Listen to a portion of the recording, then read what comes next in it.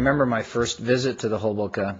It was in October 1997, right after the first camp, the first baseball camp that had been done in Bojnica. It had been an incredibly wonderful camp. We'd had some great things that had happened with the kids, but it had been extremely difficult.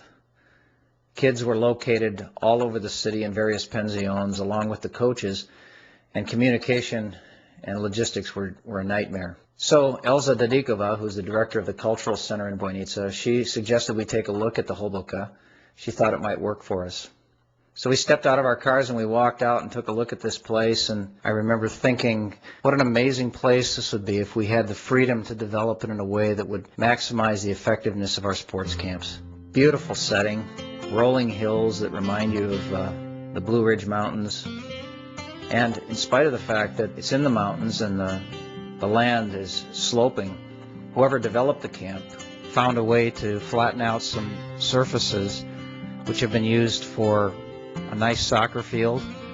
There's a tennis court which substitutes also for floor hockey. They've got a volleyball court and a basketball court.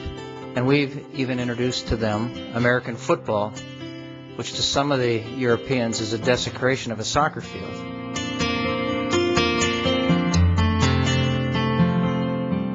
One of the annual traditions at the camp, which started 4 or 5 years ago, is a floor hockey game between Slovakia and the USA. This has become quite a grudge match each year. We've even developed a trophy that goes to the winner.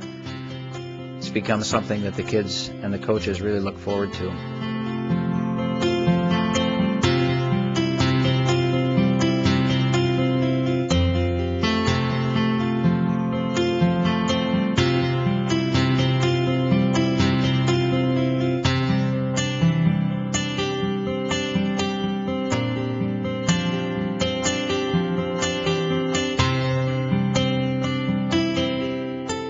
There's an area just beyond the soccer field that I think would be an ideal place to develop a Little League field or a softball field. We'd have to move a little bit of land around, but it would be an outstanding place to allow us to, in addition to the other sports that I've already mentioned, be able to play baseball. At the present time, baseball is done down on a field in the city, and we have to rent buses to take the kids back and forth from the field. One great asset the facility has, which I've not seen in other camps in Slovakia, is indoor space. When it rains, there's a large cafeteria, 2 large classrooms, and a covered patio area, which is critical when you've got over 100 kids you're dealing with.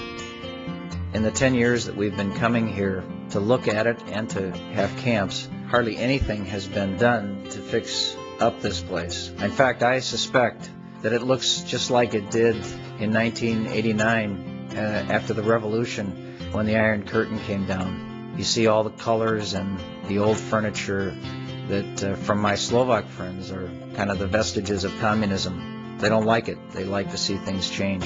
I really believe that if the floor coverings are just replaced, that old sheet vinyl and ugly carpeting, if you changed the floor coverings and gave everything a new fresh coat of paint, it would make a huge difference with just doing those simple things.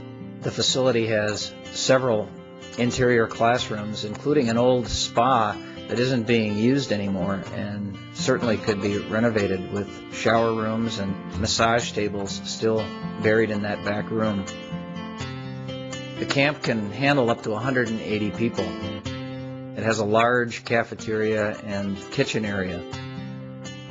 The kitchen needs to be updated, obviously, but the space is there to do everything you'd need to feed a large group of campers. We've had a variety of Slovak meals there at the camp, from kapusnica, which is a very tasty cabbage soup, to hot dogs, which are often served for breakfast with a little pat of mustard, and bukti. Bukti is a Bismarck with a jam filling, and they sprinkle it with sugar and powdered chocolate.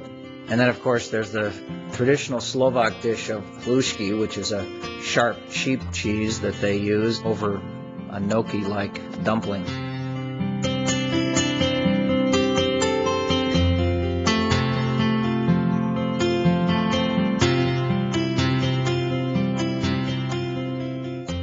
We have Scott Besser, who came over here, and he's a veteran of Young Life and Young Life camps. Did a fantastic job with what he had to work with, but we dreamed together about what it would be like to have this place fixed up and running on all cylinders and using it regularly throughout the year for those type of experiences. And with Global Outreach running their teams in and out of this part of the world, to have a place for them to come, be housed for a couple days before they go out on their outreach experiences, whether that would be here in Bojnica, which has all these tourists that come here virtually year-round, or whether they come here for a couple days and then head off to Hungary or Eastern Slovakia or Ukraine, or go up into Poland, Czech Republic. All of that is easy access from here. So you've got that possibility, and then we've talked about doing a missionary training school where people who want to go through a formal education in missions could come and they could learn about missions over a period of 3 to 6 months, and it would be the next step for some of them before they would make the decision to come full-time into missions. And there's been some talk among Global Outreach staff about having one in Europe and having one in the United States. So all these possibilities exist, and probably some we haven't even thought of, including one that we've just recently talked about, which would mean what would it look like to have a faith community meeting here throughout the year. We certainly have the space. So we keep wondering, we keep dreaming, and we keep praying. Who knows? Maybe someday they'll come true.